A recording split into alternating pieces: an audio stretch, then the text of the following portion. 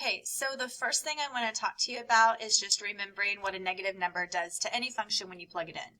So let's pretend we have f of x equals 4x to the fourth minus x to the third plus 2x minus, or let's make that 2x squared, minus a 3x plus 7. Okay, so remember, if f of x equal to positive 1, none of these signs would change here. So that would just be a 4, and then 1 times 1 times 1 applied to a negative, of course, would be a negative 1. And then this, of course, would just be plus 2, minus 3, plus 7, on and on and on. We pretty much know that part. What you need to remember is what happens when you plug in a negative 1. Any negative number. Remember, any negative number raised to an even power, the sign of that term is going to stay the same. But over here, when I take this negative 1 and I apply it to the third power, that's going to remain a negative. And remember, when it remains a negative and I apply it to another negative, this term's sign is going to change. So if I plugged in a negative 1, it would be, of course, a positive 4. But what used to be a negative term now turns into a positive 1. The plus 2 remains the same. That's going to be a negative 3 times the negative 1, which of course is going to turn into a positive 3. And of course our constant's not going to change. So what we're going to do is we're going to take this concept and we're not going to focus on an actual number. We're just going to focus on a negative or an opposite input, opposite variable. So I'm going to go back to this guy right here, and I'm just going to find f of negative x. So remember, when you plug in a negative number, anything raised to the even power, the sign of that term is going to remain the same. But when we go and apply negative x to an odd power, like this guy right here, the sign of this term is going to change. So f of negative x is going to turn into 4x to the fourth plus x to the third plus 2x squared plus 3x plus 7. So that's going to be a key concept that's going to make what we're learning today pretty simple to see what kind of terms or what kind of zeros are possible for a polynomial. Okay, so what we're going to look at is Descartes' rule of signs. René Descartes came up with this awesome rule where we could figure out what type of complex zeros are possible for any polynomial given. So let's jump in. So the real zeros of a polynomial of a function f are the real zeros, if any, of the equation where f of x equals 0. Of course, we know that. If I plug in any number and it actually equals 0, then that's going to be a real 0 where it really does cross the x-axis. They are also the x-intercepts of the graph f. Remember, real zeros really cross the x-axis. A polynomial function cannot have more real zeros than its degree. So back to this example right here, I had a polynomial with degree of 4. It could only have 4 real zeros. Can't have 5. It's not possible. All right, so let's jump in with Descartes' rule of signs. So we're going to let f be a polynomial function for this definition. And here's what's going on. The number of positive real zeros of f either equals the number of variation in sign of the non-zero coefficients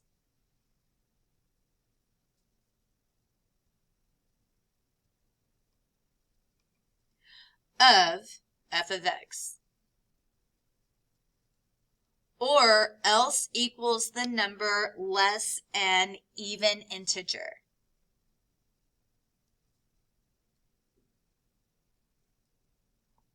So we can also figure out the possible combinations for negative real zeros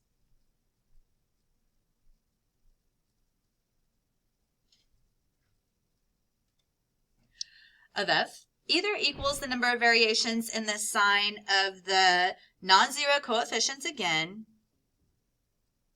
I'm going to abbreviate coefficients. This is kind of a short blank. Coefficients of f of negative x.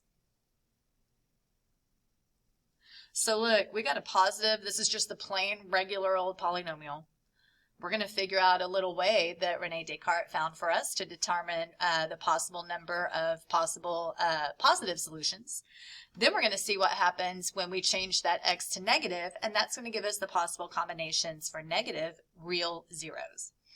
All right, so, and the same thing. So when we plug in f of negative x, it's going to equal the variation sign, or it equals that number less an even integer. All right, so let's go ahead and take a look at the example given. So here we have a polynomial. Here's f of x. It looks like our highest degree is 6, and we have 1, 2, 3, 4, 5, 6, 7 terms in this polynomial. We're going to use the Descartes rule of signs to determine the possible number of positive and negative zeros. So we've got our plain regular f of x, and remember, we're going to look at f of x. It's going to tell us the possible positive combinations. Let's go ahead and take a look at f of negative x, because that's going to tell us the negative possible combinations. So remember, when you apply a negative to any even exponent, the sign of the term is not going to change. But when we apply a negative to an odd exponent, the sign of the term is going to change. So f of negative x looks like this.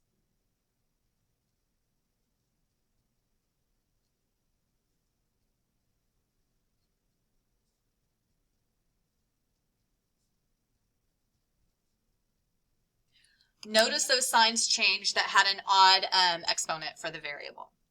Okay, so let's jump in without waiting around anymore. The possible positive combinations are going to occur anytime there's a change in the sign. That's the big deal about Descartes' rule of signs. Anytime it flips from a positive to a negative or from a negative to a positive, that counts as a possible zero. So here we go. So this is a positive. It changes to a negative. That's one combination. It changes to a positive again. That's two changes. It remains positive. Then it flips to a negative. That's change number 3. And it stays as a negative 3. So we had 3 changes in signs here for the positive x value. So we have a possible positive combination of a 3, but that's not it. Remember up here, it's either 3 or minus an even integer less. So 3 minus 2, of course, is 1.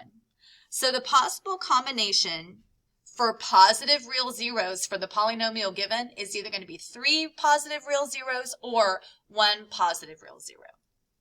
All right, so let's take a look at the signs when we applied f of negative x. So for f of negative x, it was a positive here. It flips to a minus, that's one change, stays a minus, flips back to a positive, that's change number 2, stays positive, then changes back to a negative. So we got 3 changes there. So again, it's going to be 3 or minus an even integer, minus 2, 3 or 1. That's it. That's the possible combinations for Descartes' rule of signs. So let's go ahead and see what happens when we kind of combine this all together. Remember that whatever the degree is, that's the possible number of times that it could cross the x-axis. Can't be more than that. So given these possible combinations, I can kind of draw up some combinations of all real zeros and any complex if there are any. Let me show you what I'm talking about. So we're going to create a positive, negative, and imaginary chart. Oh, my paper is kind of crooked. So remember, for the possible positive combinations, we had either 3 or 1.